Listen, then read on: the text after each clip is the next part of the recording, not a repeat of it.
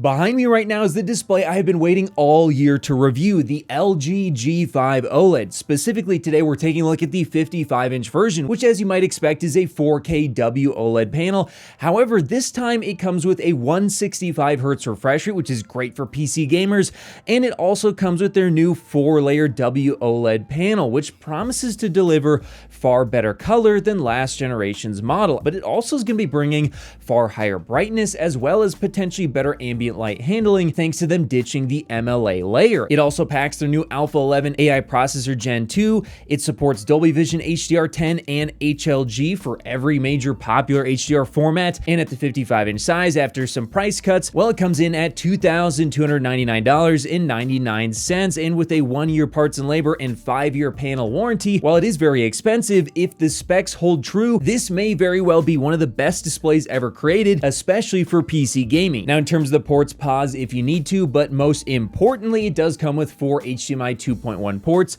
again, making it excellent for any gaming you want to do. And I do also want to let you guys know, I actually did purchase this from Value Electronics, and I will have affiliate links in the description below, but that means everything that I'm telling you is going to be unswayed by any companies. But enough of that, let's jump into what should you expect out of the LG G5 in 2025. Well, if you've used or seen an LG G4, it's honestly a big jump in pretty much every conceivable way over that TV, which is already excellent. And if you're someone who's using an older LG OLED, maybe a C series, C10, etc., it is going to be a massive jump in brightness and color over those panels. And for PC gaming, it's going to be even better, as you're going to be getting a significant jump in refresh rate, which is very, very important. But now let's jump into the technical measurements, because I have a whole lot to go over. And if you just want the TLDR, feel free to skip ahead. But for all you home theater and color purists, let's get into the CalMan results. So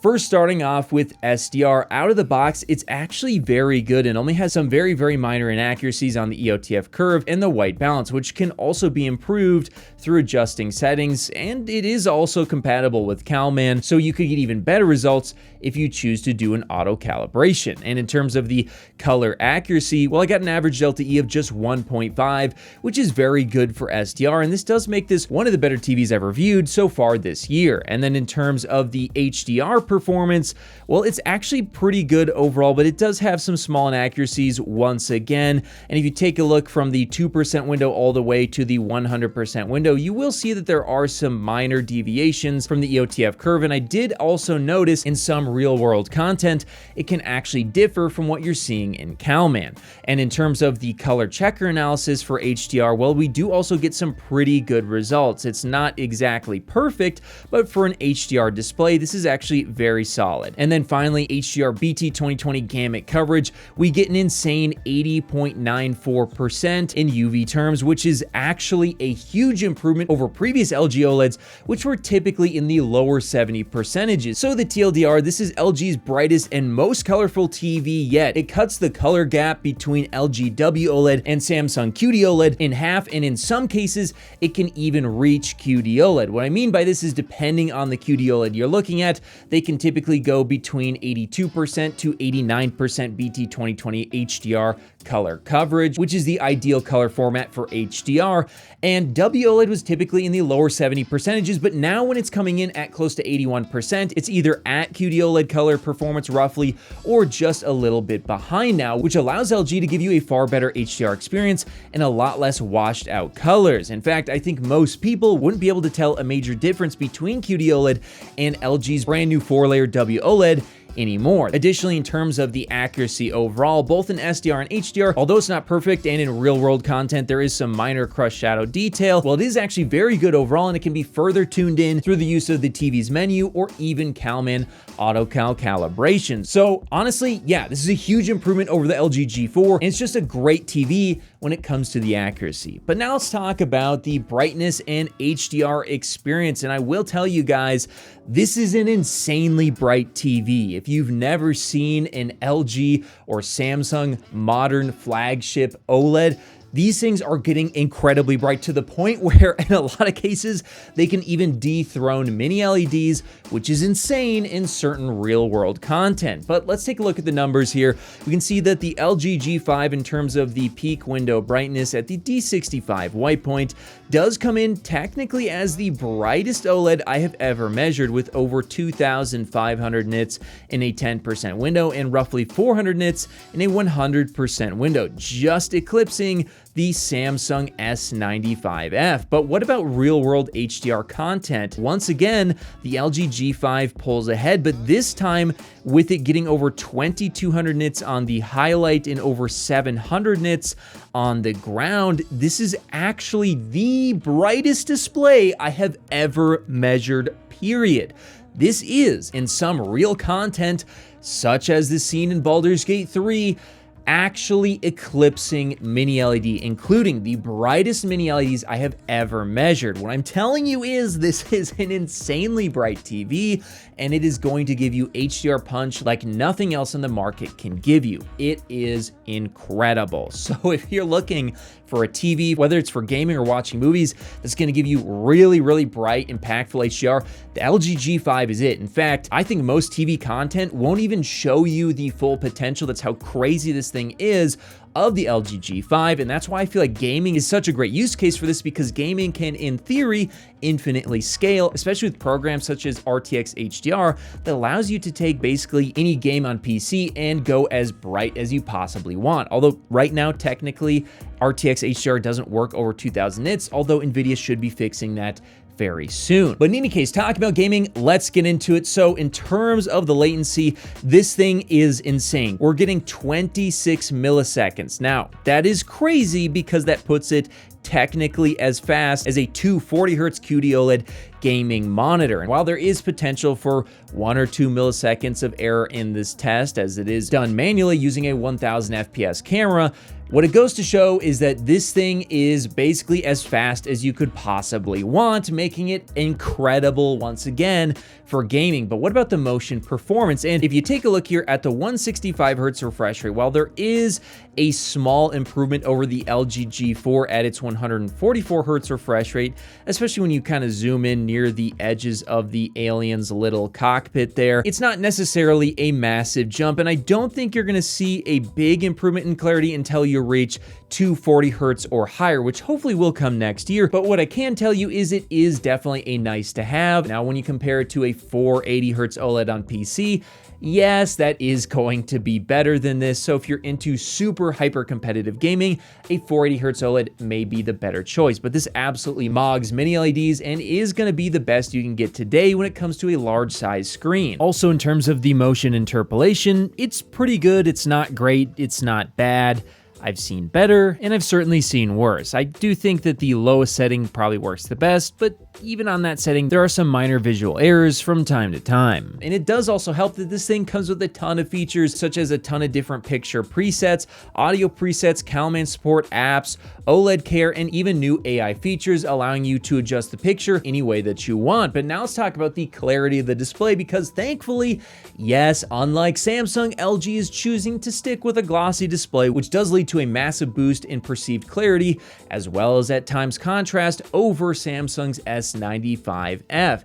I mean, not only are you going to get super crisp and clear details on this display, thanks to that coating, but it also does have excellent ambient light handling. I mean, when you put this next to a QD-OLED, and I'll try and show you guys some examples, it is a night and day difference in terms of the contrast. So you're getting better clarity and better contrast out of the LG G5, which I think should be a huge factor when you're considering picking up really any type of display. And it does also help that the subpixel arrangement is technically WRGB, so it's not quite as funky as some others out there, although the white subpixel unfortunately can lead to some shadowing behind text, so it's not quite perfect. And I'd love to see LG finally remove that white subpixel, even if it came at the cost of brightness, to give you higher color volume as well as better text clarity out of their panels. And one other issue I want to talk about is the viewing angles. Look, this is an OLED, so the viewing angles as a whole are actually pretty good, and they do absolutely dunk all over mini LED every single day, but it's not going to be as good as QD-OLED, which I consider to have basically perfect viewing angles. Unfortunately, W-OLED,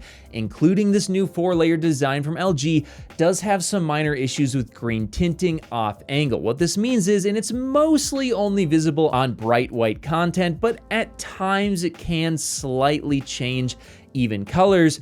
when you're viewing it off angle, especially a significant angle, you will notice a slight green tint applied to the image. I don't think most people are gonna notice this, but it is something LG could improve. And speaking of something that LG could improve, the sound. Look, it's not necessarily bad. In fact, I actually think the sound on the LG G5 is actually very good overall. However, I do feel like it lacks a bit of clarity and it could be improved with future models. But I will tell you guys, in terms of the bass and the timbre, overall, I do think it's very good. And I think it's actually better than the vast majority of TVs out there.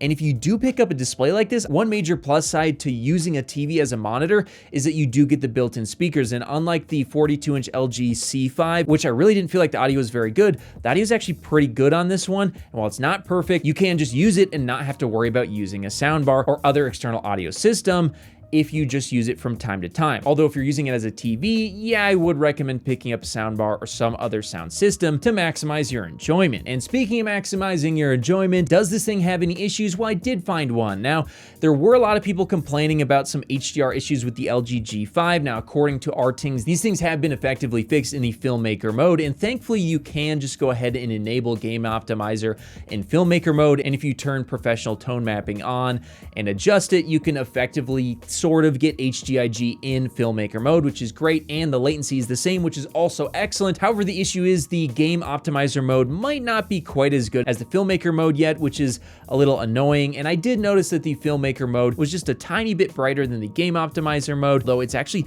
very, very minor this year, but it is something that LG could improve. Also, the menu and firmware, look, it's pretty decent, but I did find it to be very sluggish overall. So LG, you have got to improve that. It is insane how TVs are still sluggish in 2025, and you will notice some minor VRR flicker at low inconsistent frame rates, like you will with every single other OLED on the market. But let's talk about why this TV is great and who it's for. And I'll just tell you guys this right off the bat. The LG G5 OLED is, in my opinion, the best display I have ever tested, period. Is it a perfect display?